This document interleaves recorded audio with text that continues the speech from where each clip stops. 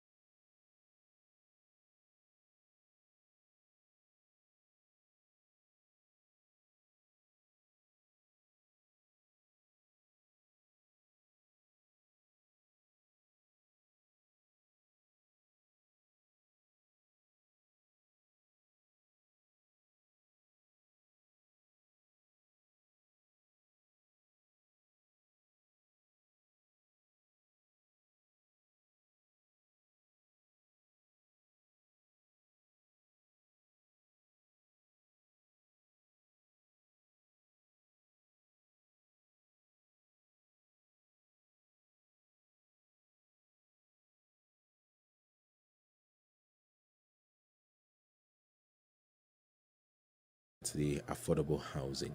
The president, when he last addressed Parliament on 29th of September, did speak about electricity.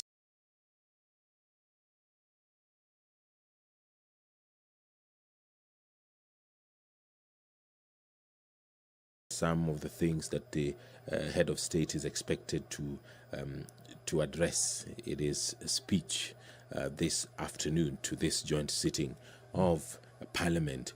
In his previous address, he did speak about health, where he said that Kenya is bound by duty to take measures to make universal health coverage a reality and liberate Kenyans and their families from the threat harrowing poverty that stalks them every time a family member falls seriously ill.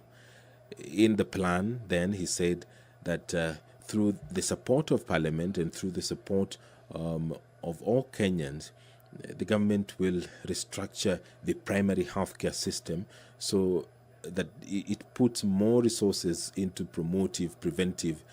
This afternoon, the president also did address issues to do with digital technologies, which he said have become a critical player in economic growth.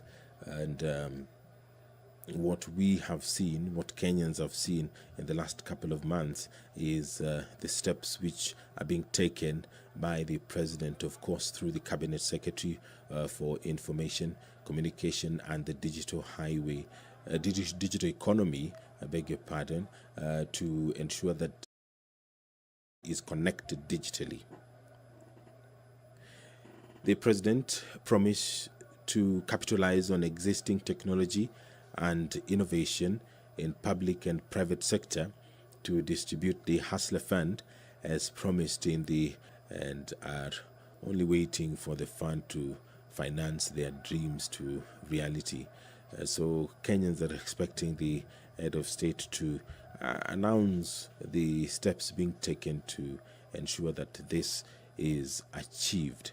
The State of the Nation address will begin anytime now, but the president is within the precincts of Parliament, and he will be making his way into the chambers, accompanied by the Speaker of the Senate and the Speaker of the National Assembly, that is Honorable Moses Wetangula and Honorable Amason Kingi, respectively.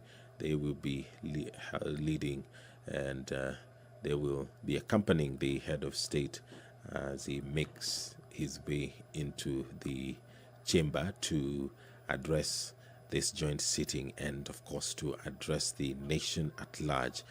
This is the State of the Nation address, and it takes place, at least update them on with the cost of living are addressed.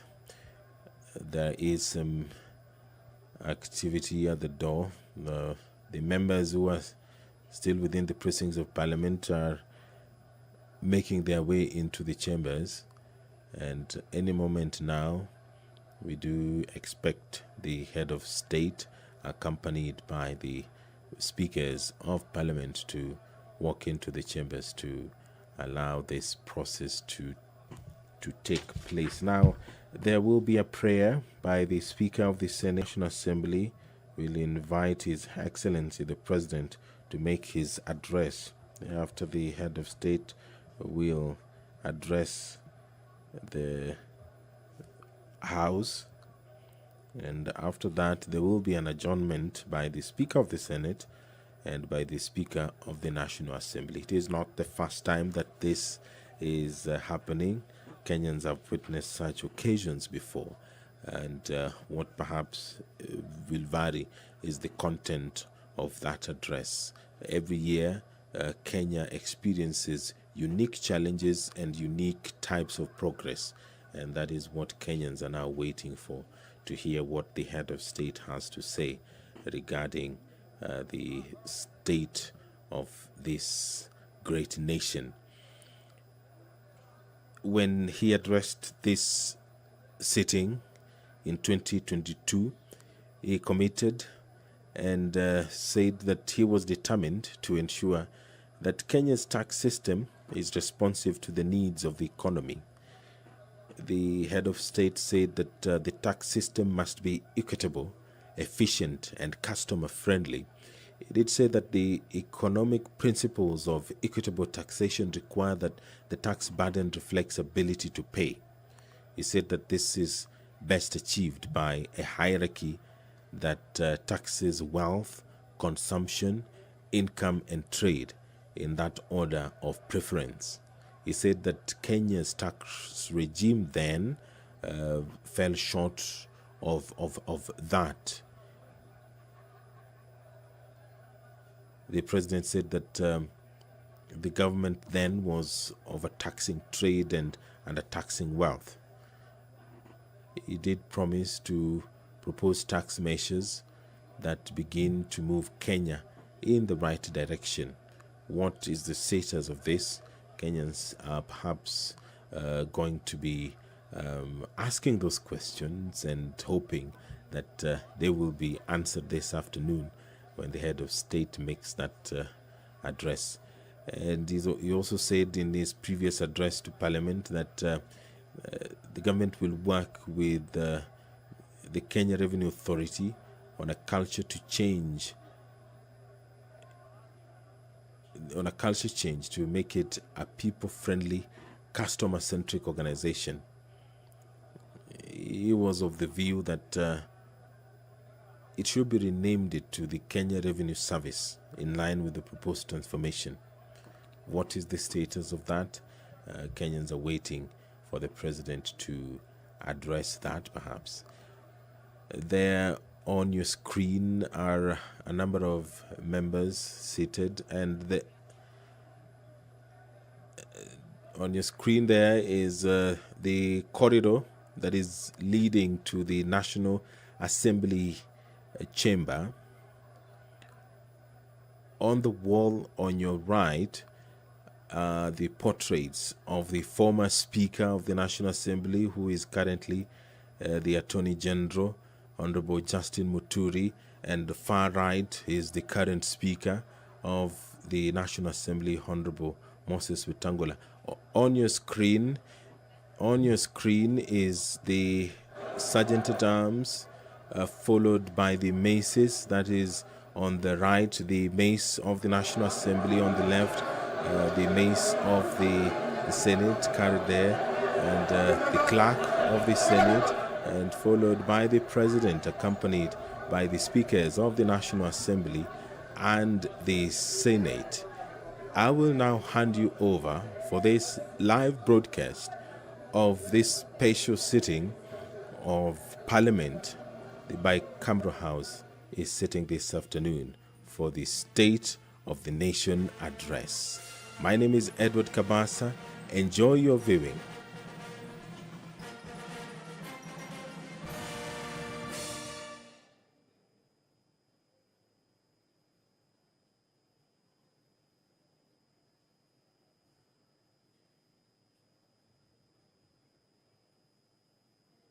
Hiyo imekuwa ni bendi na Rais William Ruto.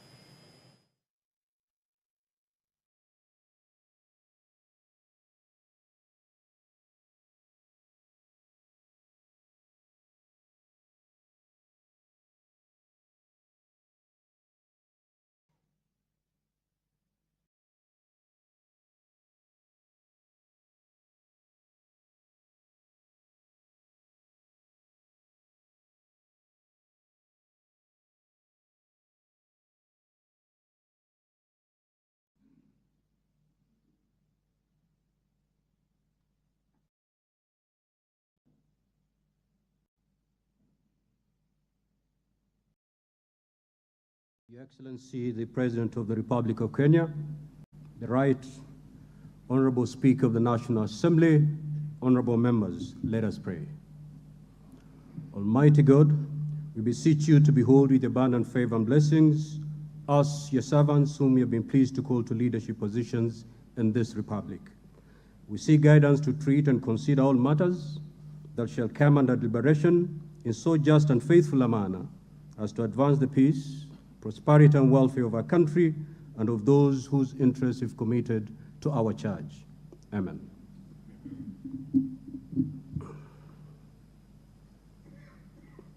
You may be seated.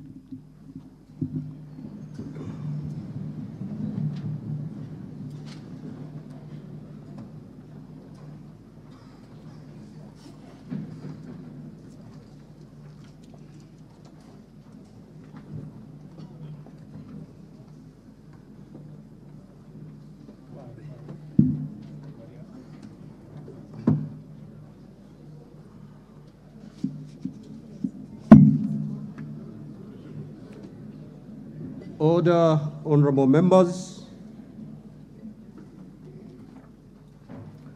Your Excellency, the Honorable Dr. William Samoei Ruto, CGH, President of the Republic of Kenya and Commander-in-Chief of the Kenya Defense Forces, the Right Honorable Speaker of the National Assembly, the Honorable Moses Wetangula, AGH MP, Honorable Members of Parliament. Article 132(1) of the Constitution of Kenya requires the President to address the special sitting of Parliament of Kenya once every year and at any other time. Further, Article 132(1)(c) requires the President to, among others, once every year, report in an address to the nation all the measures taken and the progress achieved in the realization of the national values set out in Article 10 of the Constitution.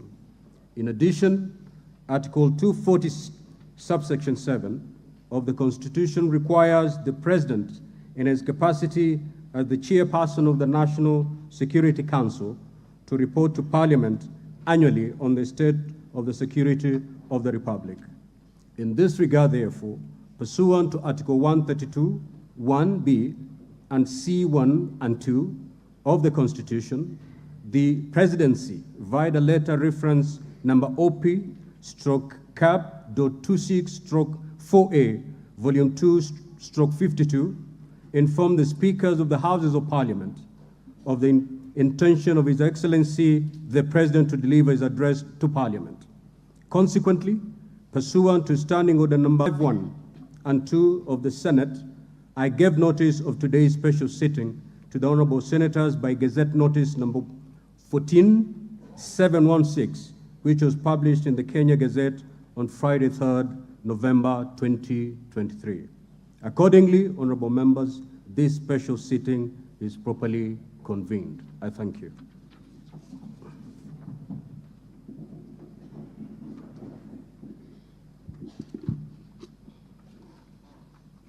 Your Excellency, Honorable Dr. William Samoei Ruto, CGH, President of the Republic of Kenya and Commander-in-Chief of the Kenya Defense Forces, the Right Honorable Amason Kingi, EGH MP, Honorable Speaker of the Senate, Honorable Members of Parliament, members of the Diplomatic Corps, distinguished guests, ladies and gentlemen.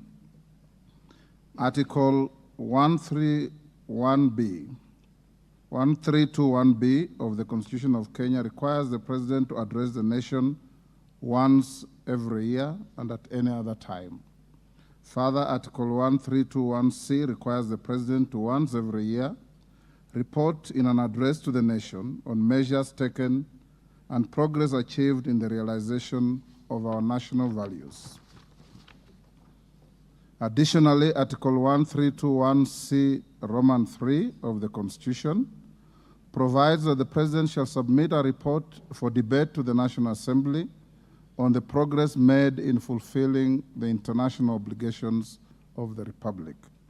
In this regard, honorable members, by way of a message to the House dated 26 September 2023, His Excellency the President conveyed his desire to address a joint sitting of the Houses of Parliament today, 9th November 2023. Therefore, pursuant to the provisions of Standing Order 22 of the National Assembly Standing Orders, and by Gazette Notice number 14715, which was published in the Kenya Gazette on 3rd November 2023, I gave notice of this special sitting of Parliament to the members of the National Assembly. Accordingly, honorable members, this special sitting is properly convened. Your Excellency, in the custom of Parliament, we recognize invited guests seated in our galleries. I therefore wish to recognize the following guests who are seated in the Speaker's row. Her Excellency Rachel Ruto, EGH, First Lady of the Republic of Kenya, and other members of the First Family. His Excellency Honorable Rigathi Gachagua, EGH, the Deputy President of the Republic of Kenya and the spouse of the Deputy President, Her Excellency Pastor Dorcas Rigathi. The Honorable Musalia Mudavadi, EGH, the Prime Cabinet Secretary and Minister of Foreign Affairs. Your Excellency, honorable members, also present in the Speaker's row this afternoon are the Honorable Lady Justice Martha Koome, EGH Chief Justice and President of the Supreme Court, Her Lady Justice Philomena Mbete Mwilu, MGH, Deputy Chief Justice and Vice President of the Supreme Court. They are accompanied by Honorable Justice Eric Ogola, Principal Judge, the High Court, Honorable Justice Oscar Angote, Presiding Judge in Environmental and Land Court, and Honorable Justice Brian Ongaya, MBS, Principal Judge, Employment and Labor Relations Court. We are similarly pleased to host the former Vice President of the Republic, the Honorable Stephen Kalonzo Musyoka, EGH, who is also the co-chair of the National Dialogue Committee. We are also honored to have in our midst the immediate former speakers of the Houses of Parliament, the Honorable Justin B.N. Muturi, EGH, who is the current Attorney General of the Republic, and the Honorable Kenneth Lusaka, EGH, the Governor of Bungoma County.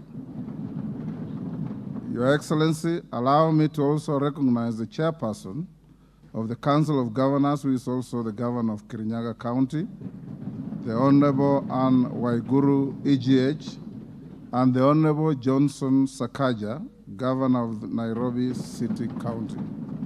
May I also accord special recognition to all Cabinet Secretaries present, Mr. Felix Kosgei, Chief of Staff and Head of Public Service, Principal Secretaries, members of the Diplomatic Corps, and heads of constitutional commissions and independent offices present in Parliament today.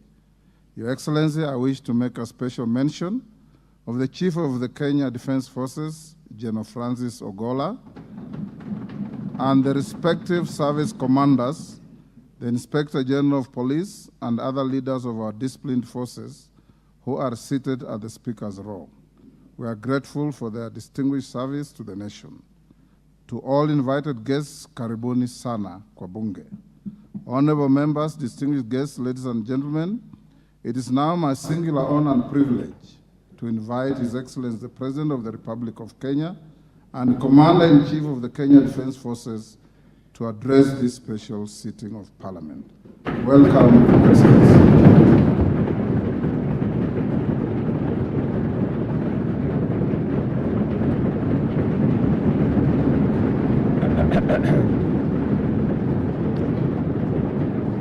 Thank you very much. Thank you very much, honorable members.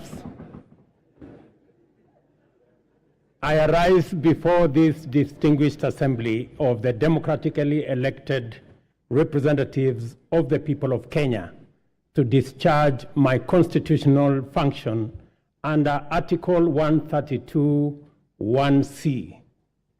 The occasion requires me to give an account to the people of Kenya, the measures taken by their government under my leadership, and to give full expression and effect to the soul of our constitutional dispensation by implementing the national values and principles of governance set out in Article 10 of our Constitution. I have a substantial report to give on the progress made in fulfilling this solemn covenant, and that the journey of transforming Kenya for the benefit of present and future generations is fully underway.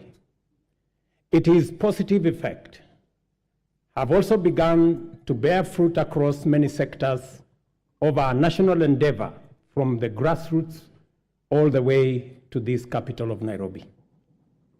On the 13th September 2022, last year, when I took office, I undertook to ensure the urgent transformation of our economy and to stop and reverse the negative trends of runaway unemployment, yawning inequality, and widespread poverty, which have denied Kenyans their dignity and extinguished their dreams.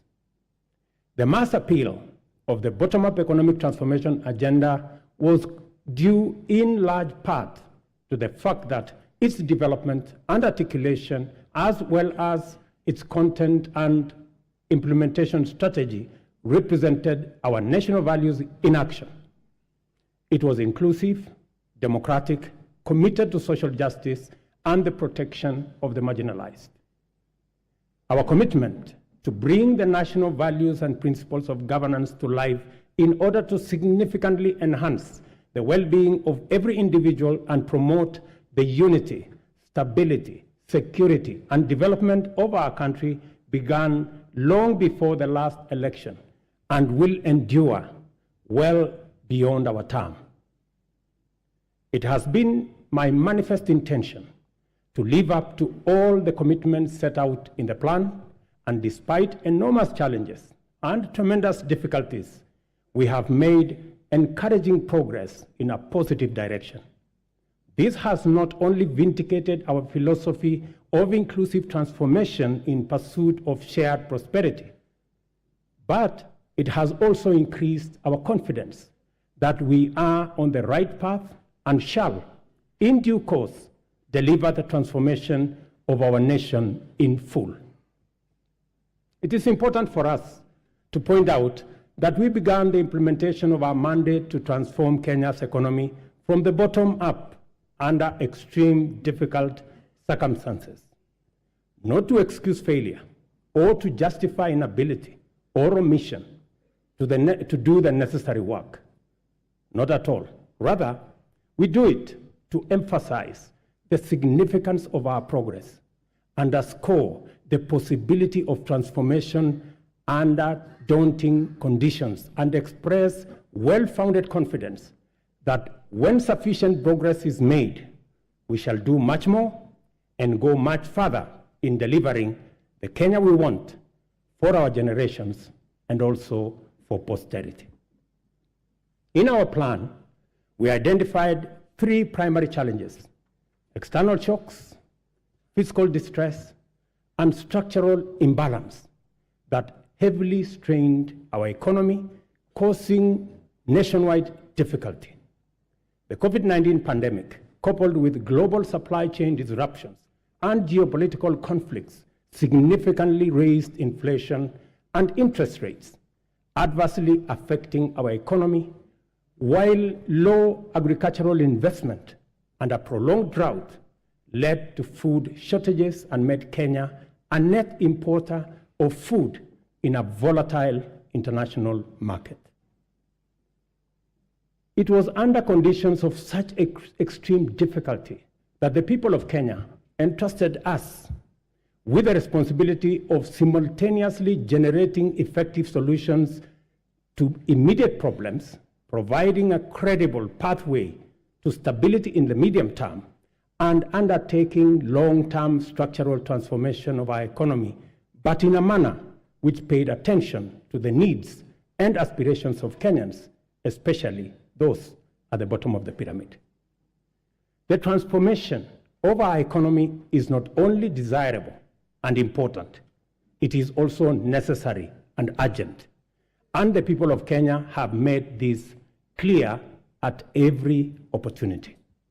Our duty as leaders is to listen keenly and comply with the people's wishes. Kenyans want to proceed in a new direction and demand a new conversation that puts ordinary Kenyans, the mama mboga's security, well-being, interests, and aspirations at the front and center of all policy and governance discourse. Citizen freedoms and fundamental rights lie at the heart of enterprise and democracy. Accordingly, our governance system must be fit for purpose, able to protect people and their belongings, safeguard freedom, facilitate democracy, and promote market efficiency. To do this, law enforcement must be robust, judicial integrity, efficiency and independence, absolute, and the right to the protection of law. Our police service and other actors in the justice, law, and order chain, including the judiciary, must therefore be professional, independent, impartial, effective, and inspired by national values and principles of governance. In keeping with our promise to the people of Kenya, I signed important instruments on my first day on duty. Among them, the delayed appointments of 6 judges to the Court of Appeal as recommended by the Judicial Service Commission. Enhanced allocation through this House to the judiciary by 3 billion Kenya shillings. Designated the Inspector General, who is sitting in this House as the accounting officer of the National Police Service to enhance police independence, and subsequently appointed a task force led by the former Chief Justice David Maraga to review the terms and conditions of service of members of the National Police Service. This was necessary, members, so that we can cement our place as a nation on the firm foundation of the rule of law. Together with the people of Kenya, we have changed everything. We have transformed the national political conversation from personalities to issues, from regional or ethnic largesse to opportunities for all our young people, from divisions to inclusion, and from status quo to the bottom-up economic transformation for shared prosperity. To date, Kenyans remain fully seized of the agenda, engaging vigorously and with unrelenting focus on expanding agricultural productivity to deal with the cost of living, affordable housing to create enterprise, jobs, and dignified dwellings, universal health coverage for a healthy, productive nation, and digital transformation to create e-commerce, create jobs, and make government efficient, effective, and accessible, especially government services. Also, fintechs, including the Hustler Fund, have benefited from the space around technology and the digital transformation. By virtue of the internal coherence of our constitutional dispensation, national values and principles of governance set out core directive precepts whose observance imbues every decision and action with implicit constitutionality. To the extent that our plan is aligned with Article 43, the implementation of the bottom-up economic transformation agenda is a program to intensify the actualization of national values with a special focus on citizens at the bottom of the pyramid. From the first day in office, we have worked hard every day to move our agenda forward amid many challenges to forge a path in the direction of progress. This is the essence of our commitment, to make progress despite challenges and move forward by overcoming great obstacles. We must never be defined by our problems, and Kenya's destiny cannot be derailed by our challenges. Honorable members, the cost of living is not an abstract phenomenon. It is a reality experienced by households, which can be addressed through practical action and effective measures. One of the most salient interventions in addressing the high cost of living is the strategy to support agricultural production throughout the sector, ranging from food and cash crops as well as livestock value chains. I am committed to put the shame of hunger behind us once and for all. We rolled out a countrywide farmer registration and fertilizer subsidy program that has made available 5.5 million bags to farmers across Kenya. We have progressively reduced the cost of fertilizer from 6,500 to 2,500, increased maize acreage under production by an extra 200,000 acres this year, and enhanced maize production by an additional 18 million bags this year. As a result of these interventions, today, a 2-kilogram packet of maize flour is selling at a low of 145 and a high of 175, depending on the brand you buy, down from 250 shillings a few months ago. The famous Gorogoro of maize is selling at between 60 and 75. Honorable members, you know how much it costed a few months ago. We have also established 22 new fish landing sites in 9 counties in Nyanza and the Coast region. We have funded and organized beach management units into cooperatives, set up 2 hatcheries in Kabonyo in Kisumu County and in Shimoni in Kwale County. And we are in the process of completing Liwatoni fish processing plant in Mombasa by end of next month, and Shimoni Fish Port by the end of next year. Again, to bring our blue economy resources into the realm of food production.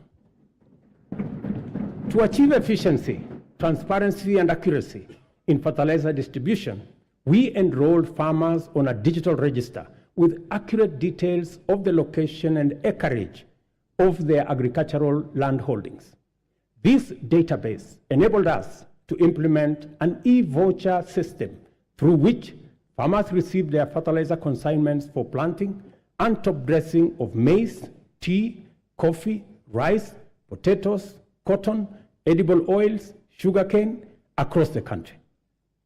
Our farmers are the best people to speak about the success of the fertilizer program.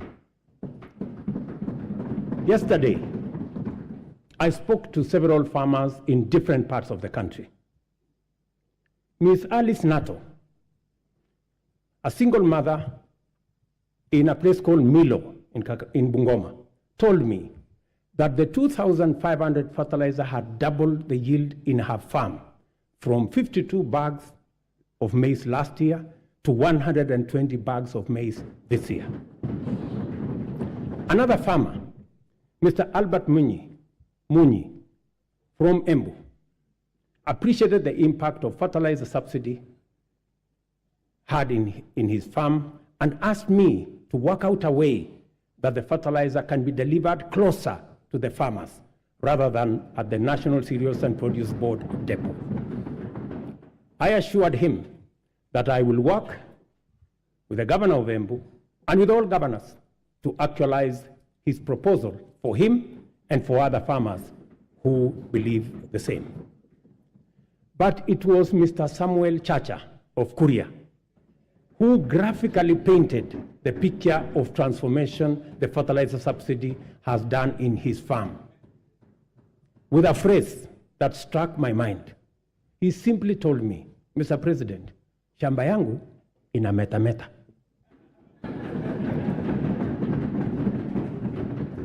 Further, we have made adequate arrangements, including investment in necessary infrastructure to facilitate post-harvest management and to prevent 17 certified warehouses jointly managed by the National Cereals and Produce Board and the private sector owners with a combined capacity of 365 metric tons or 4,090 kilogram bags have been prepared in the maize growing areas.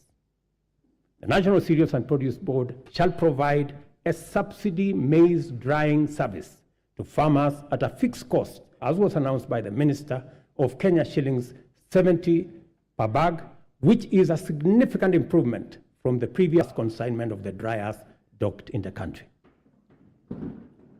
Additionally, we are enhancing dairy productivity for better farmer returns. The government, working with milk processors, and I had a long conversation with them in Nakuru, we are mapping the country to ensure coolers are supplied where they are needed. Soon, farmers will be paid based on milk quality, boosting incomes, and they can also enjoy global market access. Our reforms in the coffee sector are bearing fruit, with our farmers set to earn 4 times advance pay for their crop from a low of 20 to now Kenya shillings 80, following the allocation of Kenya shillings 4 billion from the Coffee Cherry Fund that was ably facilitated by this House. Coffee reforms regulations will give farmers the necessary representation and weight at the national coffee auction. It is my intention to make sure that the auction operates with farmers at the center of it. These measures are expected to aid ongoing efforts, including expanding production to new counties and double coffee output in the next 4 years. The government of Kenya is currently restructuring public sugar mills, expediting the leasing of 5 companies for rehabilitation and expansion to boost industry competitiveness before the COMESA sugar safeguards expire. The objective includes creating a competitive sector, raising farmer incomes, and enhancing productivity. This House agreed with my cabinet that we waive Kenya shillings 117 billion non-performing debt for government-owned sugar factories, for which I am grateful to this House. This House also approved 1.7 billion shillings that will go into paying farmer arrears and other complications that arose out of the challenges our sugar sector was facing. I want to promise this House that in the next couple of weeks, we shall be dispersing that money so that farmers in the sugar growing area can go home for Christmas with their money. As earlier indicated, our public borrowing had long crowded out the productive sector from the financial markets, raising the cost of credit and slowing down trade and commerce. As I told Kenyans on my first day in office, times were difficult and many people are struggling, and necessary and effective sustainable solutions were urgently needed. We must admit, honorable members, that as a country, we had been living large and way beyond our means. The time has come, therefore, to retire the false comforts and illusionary benefits of wasteful expenditure and counterproductive subsidies on consumption, by which we dug ourselves deeper into the hole of avoidable debt. The new direction may not be easy, but it is ethical, responsible, prudent, and most importantly, necessary.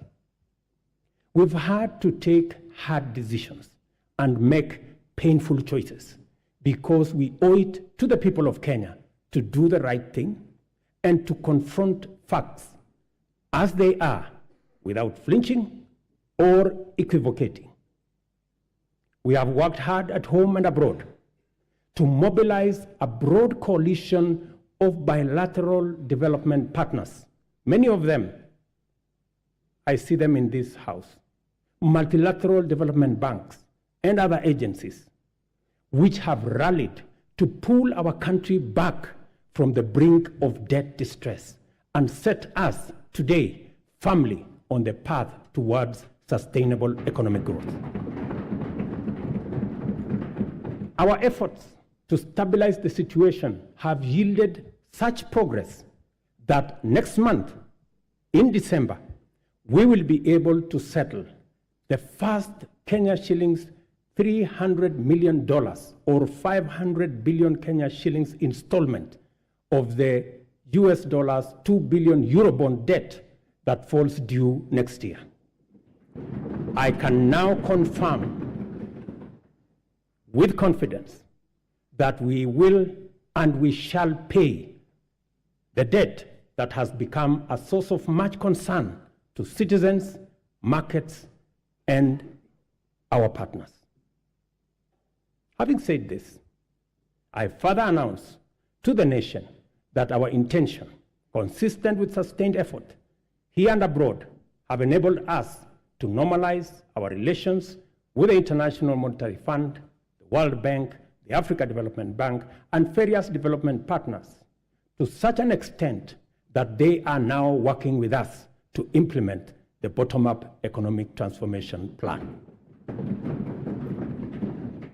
As I earlier indicated, our public borrowing had long crowded our productive sector from the financial markets, raising the cost of credit and slowing down trade and commerce, especially the micro, small, and medium enterprises, including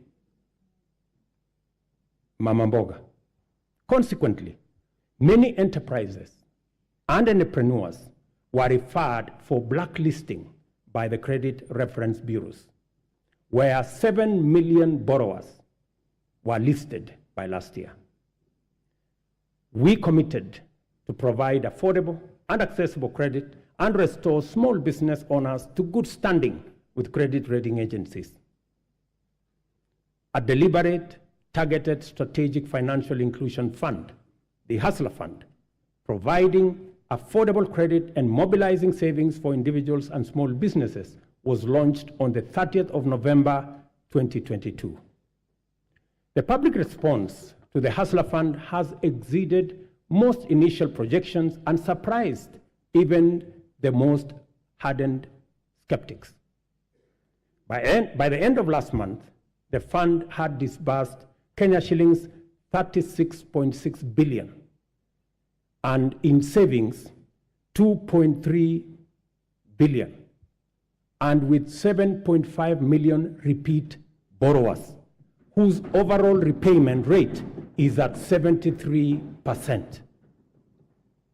The top borrower of the fund has so far accessed Kenya shillings 4.5 million in 816 transactions, while the top voluntary saver is at 631,491. In the intervening period, the Hustler Fund has also launched a group product which has attracted 50,000 active groups to the platform, and of which 20,000 have received 151 million Kenya shillings. The Hustler Fund has provided us not only the huge pent-up demand for affordable credit, but also the readiness of Kenyans to express or to embrace credit and savings and to pay their loans on time with minimum prompting. The notion that Kenyans are not creditworthy or are high-risk borrowers is nothing more than an unjust financial profiling, which has, in many instances, become a needless, self-fulfilling prophecy. Yesterday, when I called Harrison Karisa Kenga, a tuk-tuk operator in Mombasa, who has accessed 714,000 from the Hustler Fund, he suggested financing so that he can buy him. That during my address today, I would ask the ministry responsible to respond to him. Consequently, I hereby direct the Ministry of Cooperatives and MSMEs to expeditiously engage Mr. Kenga. I will give you his telephone number. The impact of the Hustler Fund is summarized by a story of a Mr. Sospita Ondiek from Kisii. I suggest that the Kenyan film industry should look for him so that he can tell you his full story. Mr. Ondiek has a plumbing and tiling business in Kisii. And through the Hustler Fund, he has accessed 1.7 million in the many transactions he has undertaken to enhance our savings that have consistently been among the lowest globally, and to correct the delayed transformation of our social security architecture. Fundamental reforms are underway in our savings and social security space. As promised, we committed to take deliberate measures to foster a strong culture of savings amongst Kenyans and enable them mobilize resources for investment and development of intergenerational capital to eliminate old age poverty and to ensure comfort in retirement. Until recently, the rate of Kenya's public pension saving stood at 1.4 billion shillings a month, which is the lowest in our region at only 12.5% of our GDP. As a result of our initial interventions, the savings situation in Kenya is changing for the better. Contributions, honorable members, to the National Security Fund have grown from 1.4 billion shillings in January to 6.5 billion shillings every month, this month.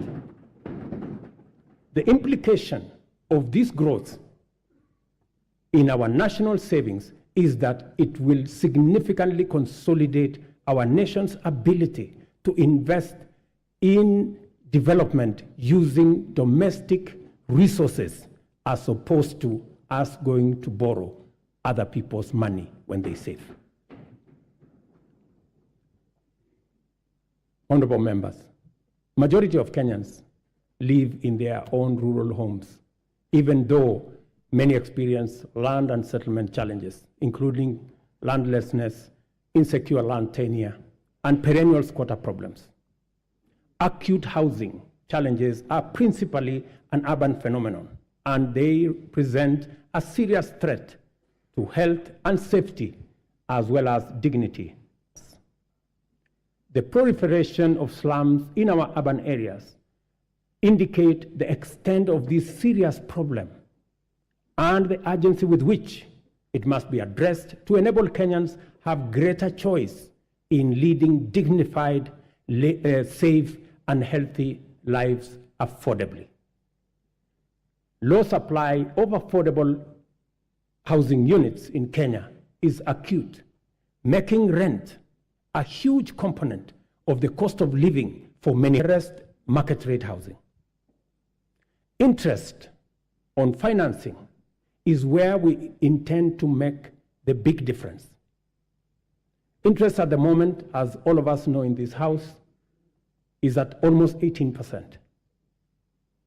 But under this program, all interest should be or will be at single digit.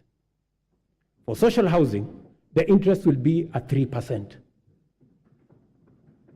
You know, honorable members, that we all get 3%. So even the people in the social space, they also deserve to get 3%. Those in the affordable housing space will get 6%, and 9% for the people in the market category. The affordable housing program has received tremendous support from county, and I know the chair of the Council of Governors is here. Through her, all governors who have worked with us to make sure that this program becomes a reality. The construction of 46,792 units in various parts of Kenya is already underway, while another 40,000 are ready to commence in a couple of weeks. 50,000 Kenyans are working. People who were previously unemployed, they are now engaged directly and indirectly in this enterprise. And the numbers will significantly increase as the projects move into the next phase and as we roll out many more units. A total of 746,795 housing units are in the pipeline as I talk to you, under various stages of delivery. More jobs are being created with the formalization of the Jua Kali clusters, providing products like doors, hinges, and windows. And this morning, as I visited one of the sites that I went to launch the construction in March, I was amazed that a site that was flat in March today, and I was with the Member of Parliament for Ruiru, today has 11 block units, almost at 60% complete. And I also met the Juakali cluster for Ruiru, and they have been given a contract of 140 million to be able to supply doors and windows. Architects, engineers, quantity surveyors, masons, electricians, plumbers, transporters, steel and cement factory workers, and hardware merchants will be partakers in this transformative plan. I spoke to Moses today at the site in Ruiru, an electrician, and he told me out of the 1,700 workers in the site today, he was in charge of 114 electricians who are engaged in that site. And he asked me, Mr. President, make sure the next site is ready for us, because we will finish this ahead of time. Let me also say, we are constructing 400 markets across Kenya to provide Mama Mboga with a dignified working environment, complete with water, electricity, and other amenities. And I want to thank members of this House for participating in various ways and working with us and also with the counties in identifying the right locations for these markets. Ladies and gentlemen, honorable members, our education system must develop a formidable reservoir of skill, talent, highly competitive and innovative human capital to support our vision of an economically transformed Kenya. Within weeks of taking office, I appointed the Presidential Working Party on Education Reform, led by Professor Raphael Munavu, my former teacher, who provided clarity on transition to the new competence-based curriculum and made further recommendations on necessary reforms in our education system from early childhood all the way to the tertiary levels. The Working Party concluded its work and submitted a report whose recommendations are already being implemented.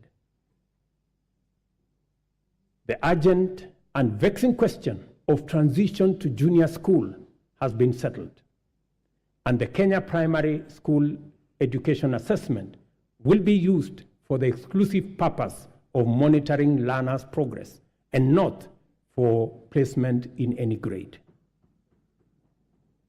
In keeping with our commitment, 56,750 new teachers have been employed.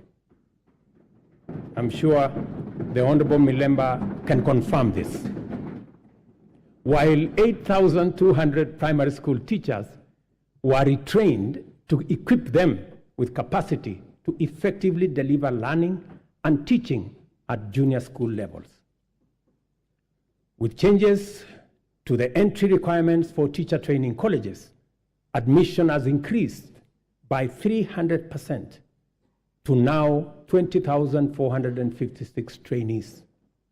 I was privileged to be in Kwale last week to open the Kwale Teacher Training College, which had only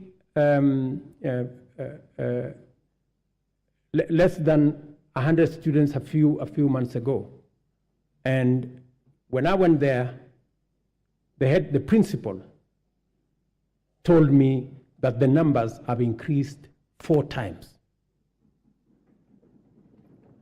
At the tertiary level, the Working Party recommended an overhaul of the existing education funding framework to a variable scholarship and loan model in order to address the financing gap which denied many Kenyans the opportunity to pursue tertiary education in our universities and TVETs, but also created many complications in our universities and institutions of higher learning that by last year, our universities had accumulated debts of close to 60 billion Kenya shillings.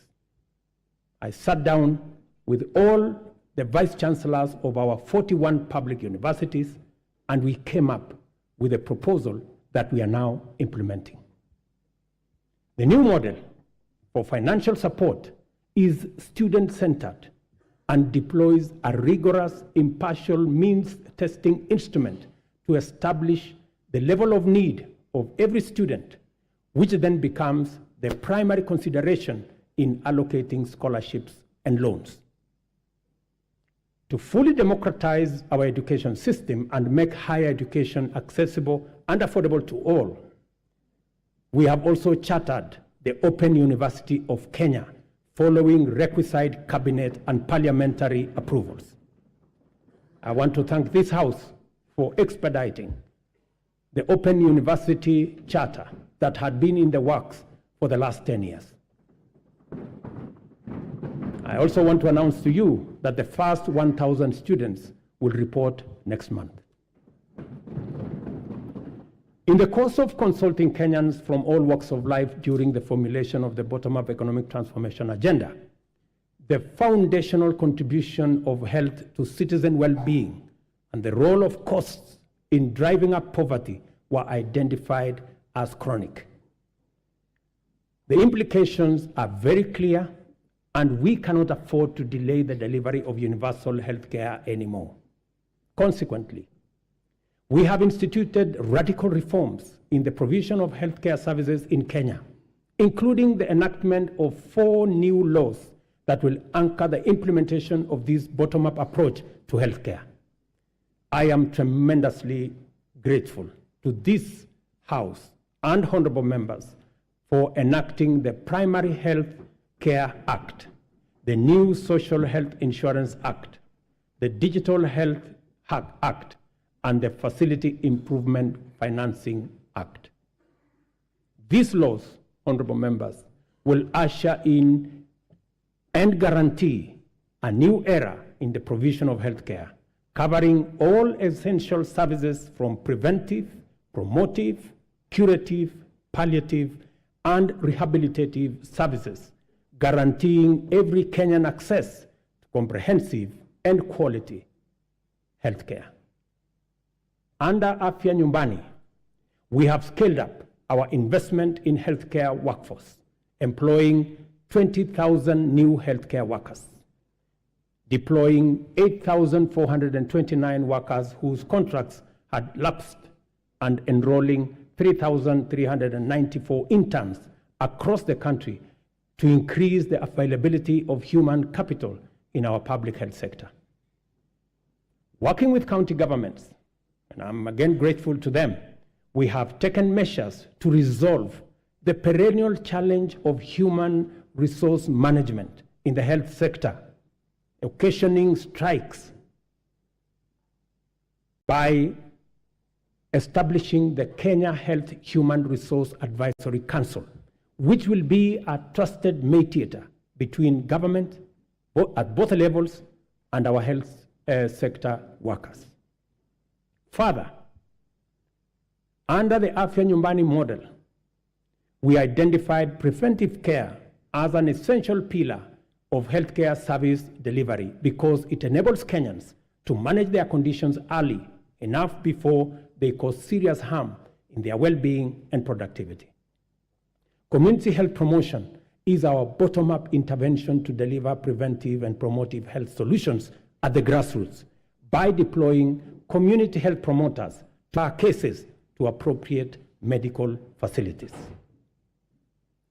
Together with all the 47 counties, and again, I am grateful to the governors, we have deployed 100,000 community health promoters fully equipped with the necessary kits and an electronic community health information system.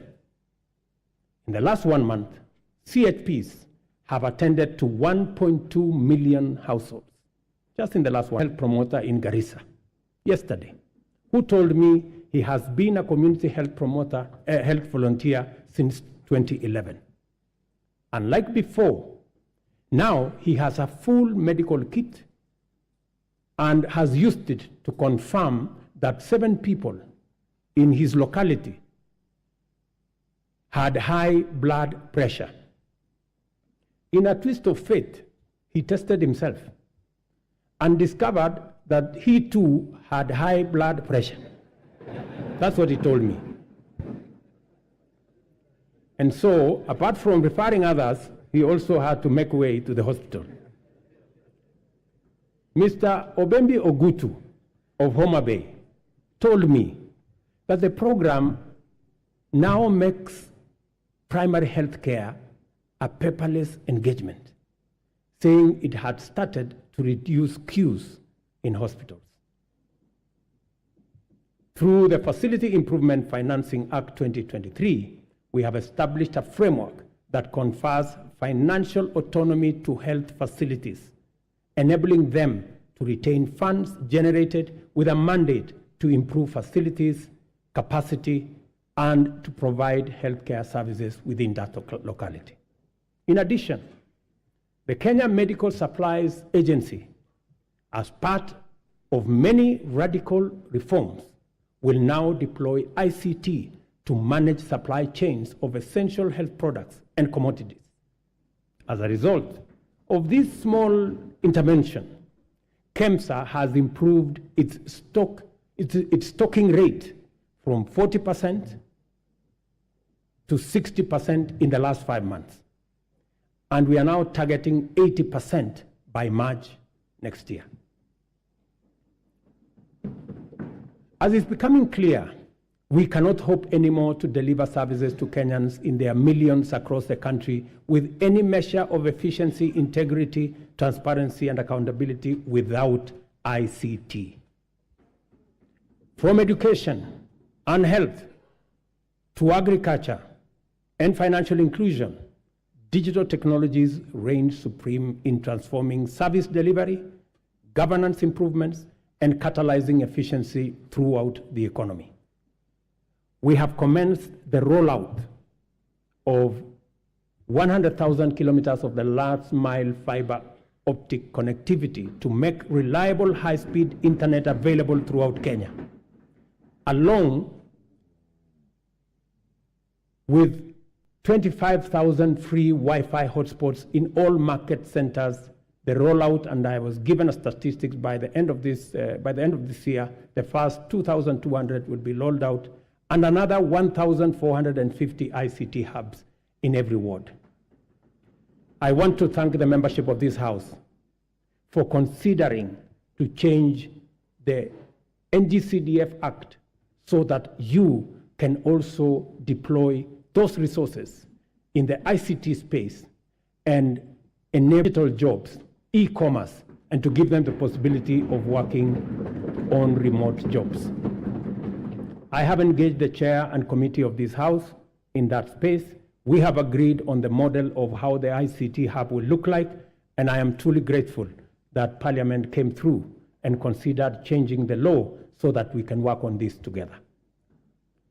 We have expanded digital provision of public services to encompass 13,000 services to date, and it is my commitment to ensure full digitization by the end of next month. Our decision to enhance efficiency and integrity in the provision of government services has gone a long way to improve revenue collection. Working with the private sector, we launched the local assembly of affordable smartphones last week in Athi River. Digitization and automation enhance service delivery and citizen satisfaction, and also assures greater accuracy, transparency, and accountability, and reduces opportunity for corruption in the course of transacting with government ministries, departments, and agencies. Corruption, honorable members, wastage, inefficiency, and negligence are serious threats to our transformation agenda and unacceptable practice that has no place in our nation. I have given my firm assurance to the people of Kenya that cases of misconduct and corruption shall be dealt with ruthlessly, with finality, and expeditiously. I ask this honorable House to finalize the Assets Declaration and Conflict of Interest Bill to further tighten our anti-corruption policy framework and eliminate space for those who want to steal our money. The security and safety of all citizens is our foremost commitment and most fundamental obligation, without which every other endeavor is not possible. The reason why Kenya has continued on the path of steady progress is that we have maintained stability, peace, and security by affirming our territorial integrity and maintaining internal tranquility. This is not to say our country has not had its share of security challenges. The specter of terrorism is a continuing threat that we must remain constantly vigilant against. Pockets of banditry, cattle rustling, and armed lawlessness have besieged and devastated communities in the North Rift, Northeastern, and occasionally parts of Eastern and the coast regions. We all know that insecurity disrupts lives and destroys livelihoods. Our country has lost too many people to this menace. Many children have been orphaned and missed school, and many families have been displaced because of lawless men taking up illegal arms and waging war against communities. The government exists to ensure that those who challenge our sovereignty, territorial integrity, national security, and the safety of the people of Kenya are expeditiously countered and rendered harmless. We have therefore taken firm and decisive measures to deal with the challenge of banditry, armed crime, cattle rustling, and other forms of impunity in all parts of the country, beginning with a successful security operation to restore calm in the North Rift. We have been systematic, focused, thorough, unrelenting, and totally committed to removing for good all threats to lives and livelihoods of Kenyans. I know there are pushbacks from the criminals, but I want to assure the honorable members of this House that we will be unrelenting. And until it is done, it is not done. In discharging this commitment, we have been mindful not to use security imperatives to commit impunity, including misuse of resources and extrajudicial infringement on freedoms and fundamental human rights of citizens.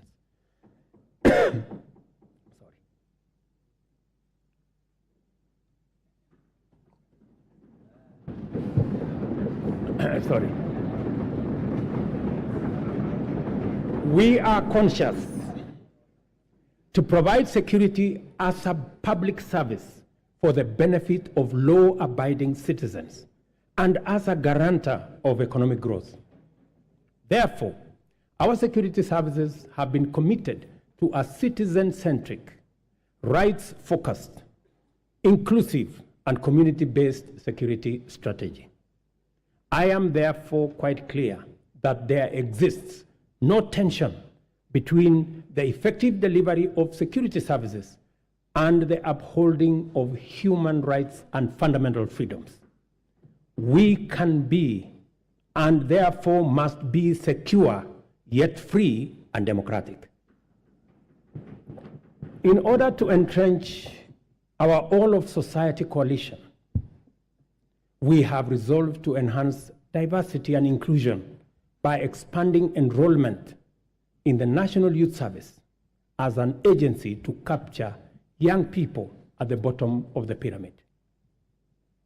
Consequently, we are doubling enrollment to 40,000 yearly in the National Youth Service. Absolutely mandatory that every village, center, town, and city in Kenya is properly represented in the recruitment.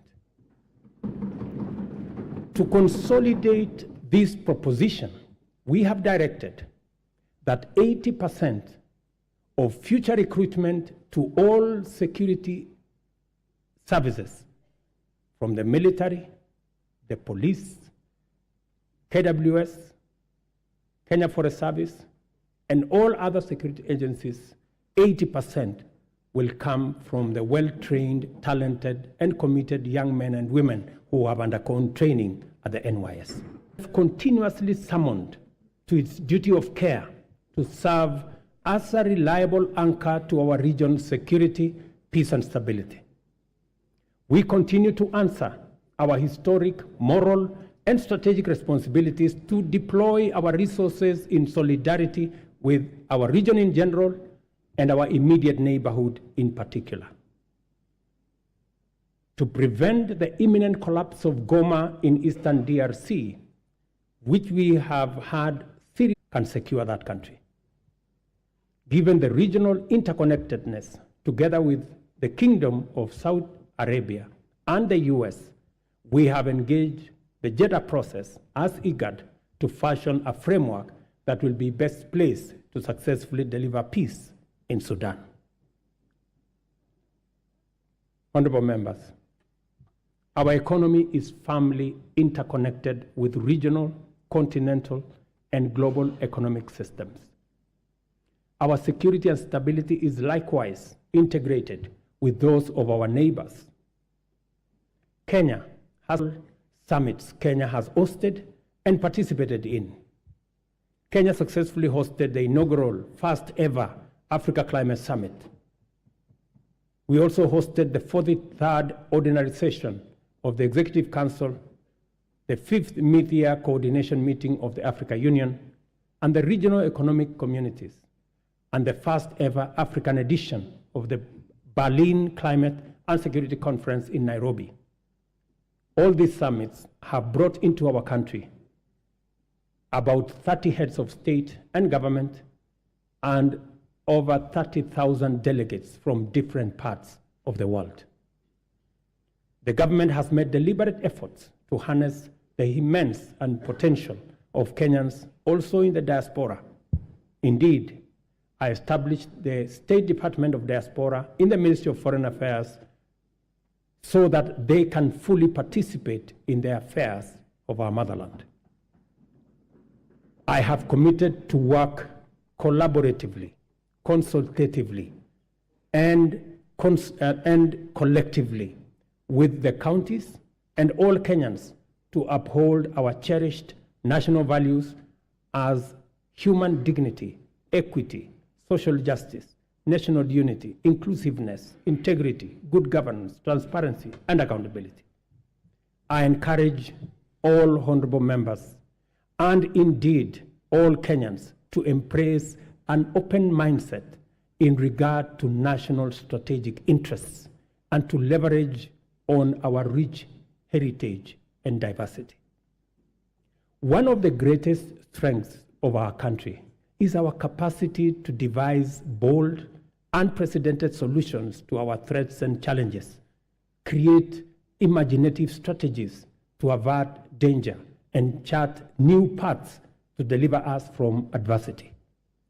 There is no doubt that our nation has been confronted with immense pressure emanating from political misunderstandings sometimes and electoral disagreements. And it is because we have a robust democracy, which we are very proud of. Such pressure can disrupt lives and livelihoods and undermine our economy. Thankfully, Kenyans always find the moral strength and political imagination to reach across the political divide and engage in dialogue in the spirit of goodwill, fraternity, and commitment to the national interest and the welfare of the nation. It would be, honorable members, remiss of me not to mention the ongoing bipartisan process of national dialogue that has enabled our leaders to find common ground on many of the issues whose resolution will accelerate our transformation, deepen our democracy, and enhance national unity. Specifically, I thank the two co-chairs, my good brother, Stephen Kalonzo Musyoka, our former president, and the leader of majority in the House, Kimani Ichung'wah, for doing a wonderful job. Congratulations, gentlemen. I salute the courage and patriotism of my fellow leaders who have embraced national dialogue and engage and encourage all of us to keep up the noble work of bringing Kenyans together. There is so much to report about the progress we have made in serving the people of Kenya and transforming our economy. I have provided only a summarized highlight of the most salient instances of transformational progress in my address. It is my pleasant duty to hand to the speakers of the Houses of Parliament the 3 reports in full as follows. The 10th annual report on measures taken and progress made in the realization of the national values and principles of governance. The 10th annual report on progress made in fulfilling the international obligations of the Republic of Kenya. Number 3, the 10th annual report on the state of national security. I will not hesitate to acknowledge with profound humility that a lot of the successes we have achieved in delivering the bottom-up economic transformation agenda was due to the patriotic support and solidarity from members of this House, both in the Senate and the National Assembly. We are fortunate to be attempting this ambitious historic project of radical change in a bipartisan era when dialogue, consensus, collaboration, and partnership have replaced dissent, contention, conflict, and disarray as the operating principles of political discourse. Issue-oriented politics, honorable members, is not just a democratic necessity and a pathway to sustainable transformation. It is the most effective way of mobilizing diversity for collective national good. As the world reels from the destructive assaults on democracy and the relentless subversion of human dignity, freedom reigns supreme in our land, and our democracy grows deeper and more robust by the day. Our collective resolve as a nation to further entrench constitutionalism, democracy, good governance is a unique quality, confers on us an incomparable advantage, the power to face the future without fear, to imagine a transformation that extends to posterity and envisions prosperity that benefits our children's offsprings and beyond. As long as we put the welfare of the people of Kenya as our central agenda and play our respective roles in ensuring that government is effective and accountable, efficient and transparent, Kenya's best fortunes are well within our reach. I am persuaded, honorable members, beyond any reasonable doubt, that we shall achieve transformation beyond our wildest dreams within this generation. As a leadership and as a people, we have a historic opportunity to preside over the greatest transformation and progress ever witnessed in our nation. Kenya is a nation of brave, hardworking, enterprising people who are determined to prevail in the struggle for economic freedom and win the race for prosperity. In a nation like ours, great deeds will be accomplished whenever and wherever opportunity exists. This is why the hard work we have done is already showing the promise of abundant fruit. We have laid a firm foundation for rapid development, and Kenya is no longer on the marks. The state of our nation at this moment in time is prepared, all set, and ready to go. I thank you, God bless you, and God bless Kenya. Thank you very much.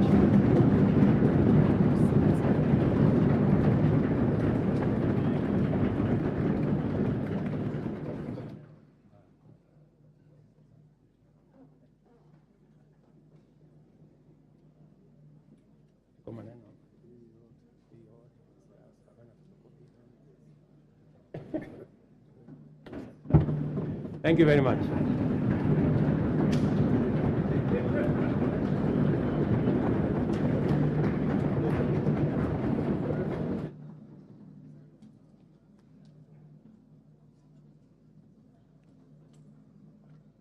Honorable members, please be upstanding.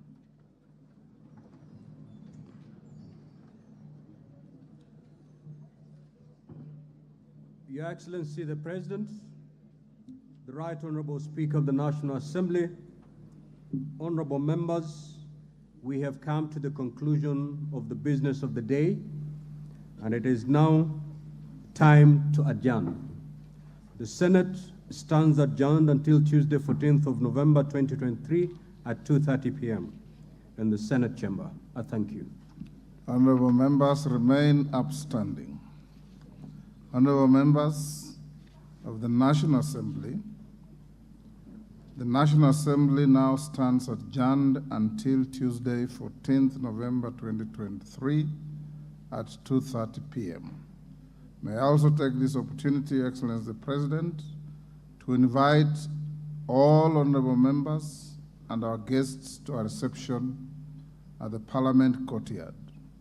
May I also request all of you honorable members and our guests to remain standing in your places until the procession of His Excellency the President and the speakers leave the chamber. I thank you.